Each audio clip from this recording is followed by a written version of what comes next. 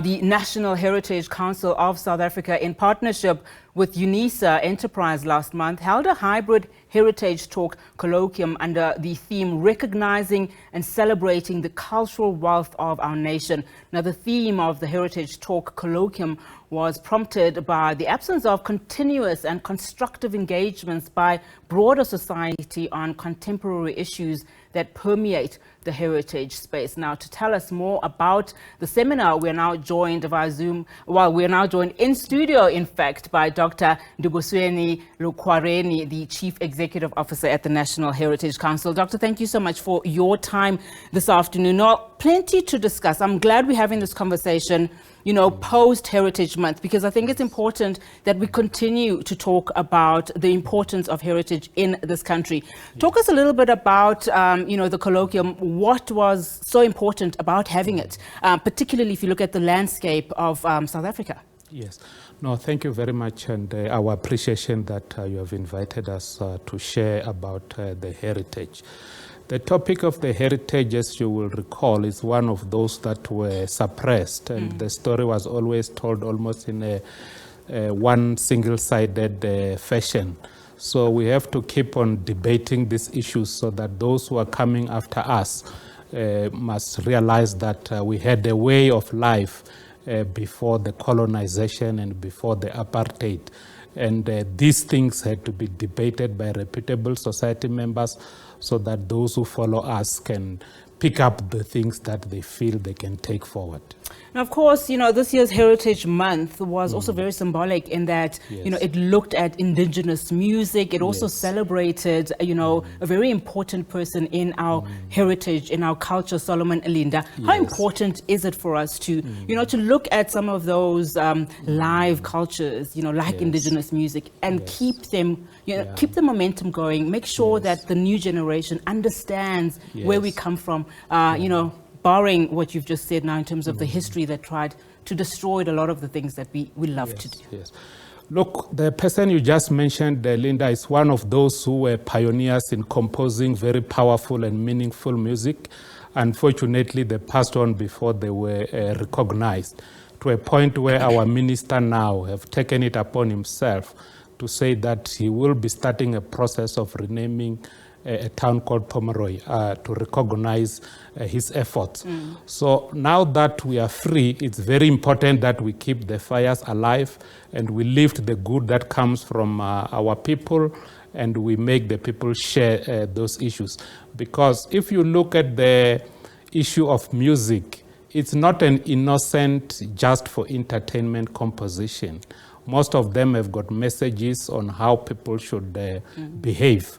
And if properly followed, it leads to a nation that respects its elders and its traditions. And of course, you know, a lot of people don't know that we are part of the signatory of UNESCO, you know, Convention for the Safeguarding of the Intangible Cultural Heritage. Maybe unpack what living culture is. You know, of course, it expands across music, oral, and it's so vast. Maybe talk to us about just what it entails. Yes, we are part of the UNESCO, and if you look at our colloquium, we even had the director from the UNESCO, and also it's also the head, former head of the Museum of Lesotho and the heritage there.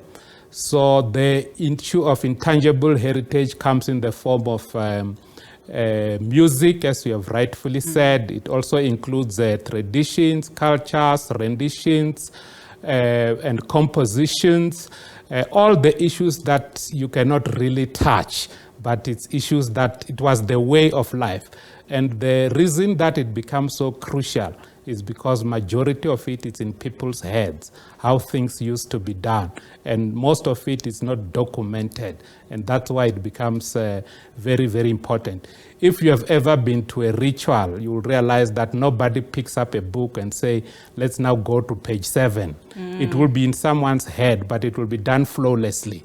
And these issues have now to be documented so that those who remain behind can also practice the same. And those will be issues like folklore, which details stories that must be passed between generation and generations. But it also goes as further as even the knowledge of medicine, indigenous knowledge. You know, there are people who even know when summer is approaching and whether it will be a good summer or a bad summer, whether there will be good harvest, and even the simple thing of predicting that the prevalence of a certain animal next to you might mean something else. That is knowledge that has moved intangibly from generations to generations. So we know why we, have not necessarily documented this history. Yes. We know that we do come from, a colonial past, and also apartheid. South Africa prevented a lot of people from practicing their rituals, their traditions, which is sad in itself. But what are we doing about it now? What are some of the key outcomes that came out of the colloquium in terms of preserving that history, and also, in a way, making it fashionable for the ones that come after us, so that they may continue on that trade? Brilliant question.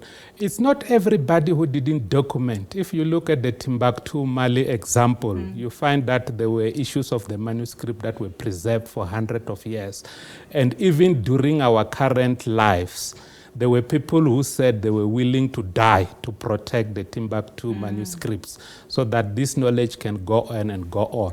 Now, what we are to do now, and we can even make use of the example of the lady in the Northern Cape, Auntie Katrina, who was almost the only speaker of the Ngulu language. The issue is to say we must get people who know these issues, interview them professionally, document this thing, but not on the paper and pen or a computer. Digitalize this issue so that it remains current and, as you said, appeal to the new generations.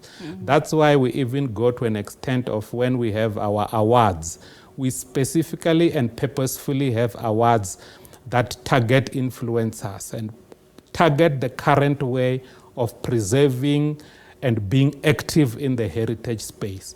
As we speak now, about 9 schools from 9 provinces are in Marakele there, and they are busy learning each other's culture in a way that they feel aligns to how they want to learn. And when they come back, they will be passing it over in the social media way to their own generations, rather than me telling them these issues in a way that most people won't understand, except those who are from my generation, of course.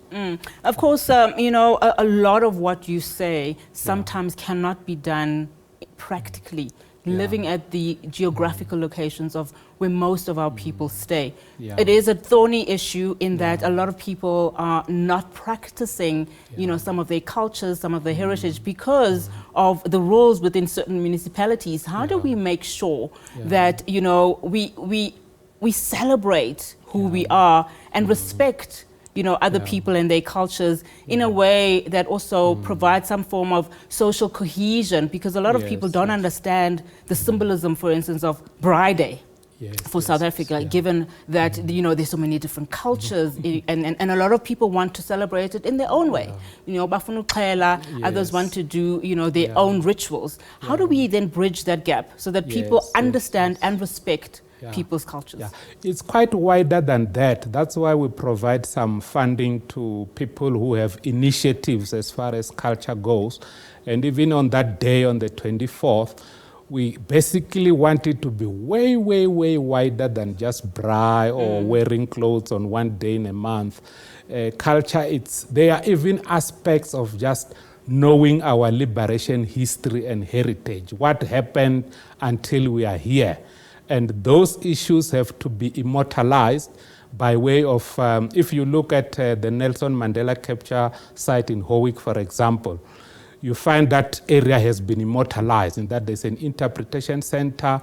But more important to these days is that it's also a source of tourism, job creation, and it sort of offers our youth practical lessons in history, because as you know, our curriculum is changing. Our rulers have agreed that it has to change, it has to be current, and it has to talk to things that make us feel like people. It has to reverse the narrative that was very harmful to a developing black child. Well, Dr. Lukhwareni, thank you so much for your insights and for your time this afternoon. Really do appreciate it. Thank you so much.